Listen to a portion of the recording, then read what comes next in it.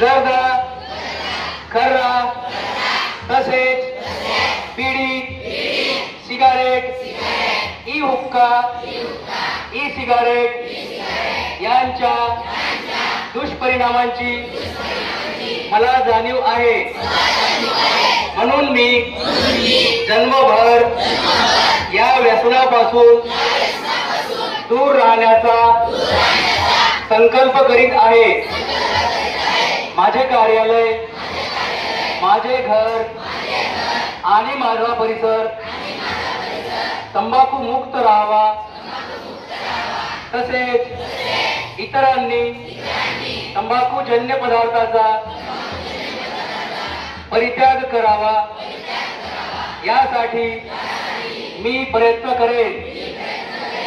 भारत सरकारच्या 2003 च्या तंबाखू नियंत्रण कायद्याची